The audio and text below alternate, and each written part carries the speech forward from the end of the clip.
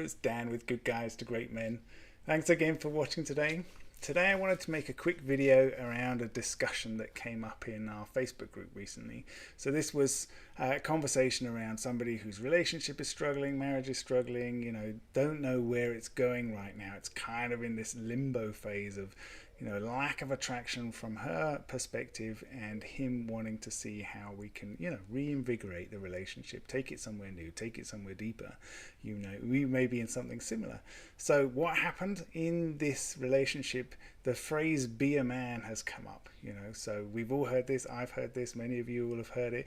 Man up, be a man, grow up, all of these kinds of things. Now, firstly, where they come from is actually from more of a place of shame in the other person. The other person is feeling some kind of pressure, some kind of discomfort, some kind of judgment, and so they're pushing back, right? And so it comes out as "be a man." That's the first thing to recognize. It's not actually really about you the way it comes out most of the time. But what does it mean? Because it is a useful thing to understand. Be a man, if a woman was to be able to explain what that really means, is I want you to be confident in yourself. I want you to know who you are. I want you to know why you do the things that you do. I want you to understand the decisions that you make. I want you to take full responsibility for those decisions. I want you to take full responsibility for how you're feeling and what you want and the direction that you want to take stuff, the intention that you have behind everything. And finally, and most importantly, I want you to be able to stay consistent when my moods fluctuate and change.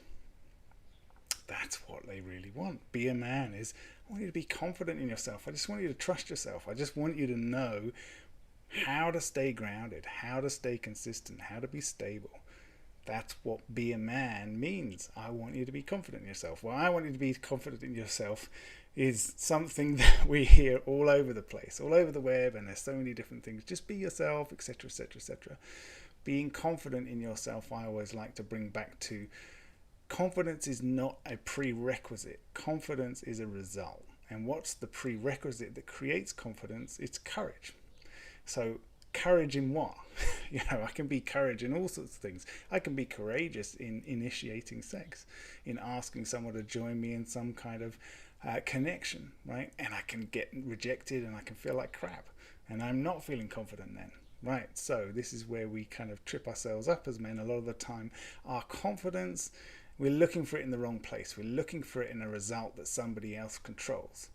Whereas we should be looking at it in the action that we take, or rather the motivation and intention to take action.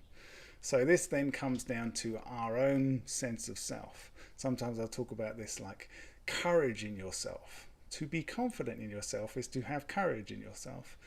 But again, courage in what? In myself, in my sense of self. Or what is a sense of self? A sense of self is my values, my beliefs, my morals, the things that motivate my actions. That's my sense of self.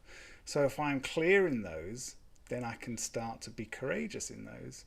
But if I don't know what those things are, or, and this is often the case, I'm just doing what I think other people need. So actually my sense of self is fully determined by how other people are reacting to me, telling me what they want, etc., etc., etc., which is, fine to a certain degree. In a job, you need to be able to respond to those kinds of things. I can show up in this way, you pay me for that. But when you're in a relationship, it doesn't work. It doesn't work like that. Even when the other person is saying, this is what I want from you, you need to know why. Why are you doing that? Why are you responding in the way that you do? Because there's one thing to say, okay, I understand what you want. And it's another thing to go, actually, that doesn't stand up with my values. That doesn't meet the person that I am. I can't stand up and do that. You need to know what that is, right? And so being courageous is the prerequisite to being confident. You have to be courageous in taking a stand for what you want, whatever that is, whether that is creating some kind of connection in your relationship, whether that is drawing a boundary, whether that is moving things away from the relationship, ending a relationship. You have to be able to be courageous in that and know exactly why, and you have to be committed. So you've got to have a sense of self, commit to that sense of self, and then be courageous to living to that sense of self.